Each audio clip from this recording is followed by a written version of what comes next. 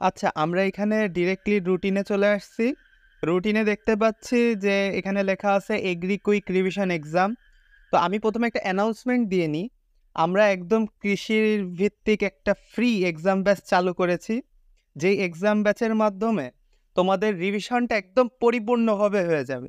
এখানে টোটাল ৮ টা এক্সাম আছে। এই ৮ টা এক্সামে তোমাদের পার্ট করে সব নেওয়া হবে যাতে তোমাদের রিভিশনটাও ভালোভাবে হয়ে যায়।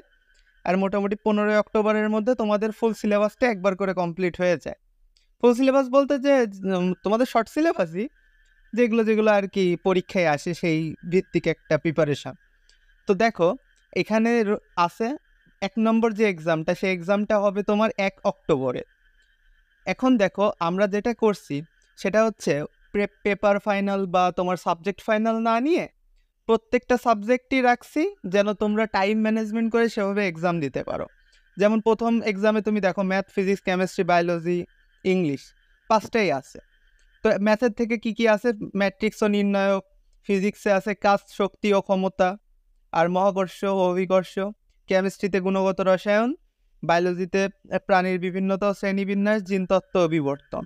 আর ইংলিশের ক্ষেত্রে দেখতে পাচ্ছ যে নাউন, প্রোনাউন অ্যান্ড অ্যাডজেক্টিভ আছে। এখন দেখো এই তুমি যখন ১ নাম্বার এক্সামটা দিবা, অর্থাৎ যে এক্সামটা তোমার ১ অক্টোবরে, সেই এক্সামের আগের যে ২ দিন টাইম পাবা তুমি, সেই ২ দিনে তুমি ভাগ করে পড়াশোনাগুলো কমপ্লিট করে নিবা। যেমন ম্যাথ, তুমি ধরো ১ম দিন বা অর্থাৎ ২৯ সেপ্টেম্বর তুমি কি করলা? ম্যাথ আর ফিজিক্সটা কমপ্লিট করছো। তো এর পরের দিন কি করবা? কেমিস্ট্রি, বায়োলজি আর ইংলিশ কমপ্লিট করবা। করে ১ অক্টোবর তুমি এক্সামটা দিবা। আবার দেখো ২ তারিখে একটা দ্বিতীয় যে এক্সামটা আছে সেটা হচ্ছে ৩ অক্টোবর। অর্থাৎ তুমি ১ তারিখে যখন এক্সামটা দিচ্ছ, প্রথম এক্সাম, সেটার পরে তুমি ১ তারিখ আর ২ তারিখে পরিপূর্ণভাবে ২ দিন পাচ্ছ প্রিপারেশন নেওয়ার জন্য। তাহলে সেই ২ দিন কি করবা? প্রথম দিন তুমি ম্যাথ আর ফিজিক্স পড়বা, দ্বিতীয় দিনে কেমিস্ট্রি, বায়োলজি আর ইংলিশটা কমপ্লিট করবা। আবার তৃতীয় এক্সামে দেখো সেটা কত? ২ দিনের একটা গ্যাপ মাঝখানে, মানে মাঝখানে একটা ১ দিনের গ্যাপ। অর্থাৎ মোটামুটি তুমি ২ দিন পাবা প্রিপারেশনের জন্য, অর্থাৎ ৩ অক্টোবর আর ৪ অক্টোবর পাবা তুমি তৃতীয় এক্সামের জন্য। এইভাবে করে দেখো পরিপূর্ণভাবে ৮ টা এক্সাম দেওয়া আছে।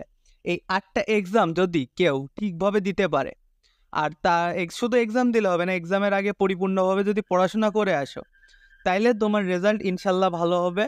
আর তুমি যদি মনে করো যে আমাদের এই এক্সাম ব্যাচে দ্রুত যুক্ত হয়ে যেতে চাও, তাহলে যুক্ত হয়ে যেতে পারো। তুমি কমেন্টে আর কি তোমাদের লিঙ্ক দেওয়া থাকবে। আর তা বাদে হচ্ছে এই রুটিনটা তোমরা যদি মনে করো যে এক্সাম ব্যাচে যাবা না, শুধু এই রুটিন দেখে পড়বা, সেটাও করতে পারো, তোমাদের একান্ত ব্যক্তিগত ইচ্ছা। এখন তোমার যেটা ভালো মনে হয়। আমি মনে করি পরীক্ষা দেওয়া বেটার, কেননা পরীক্ষা দিলে তোমার ভুল ত্রুটিগুলো তুমি সহজেই ধরতে পারো।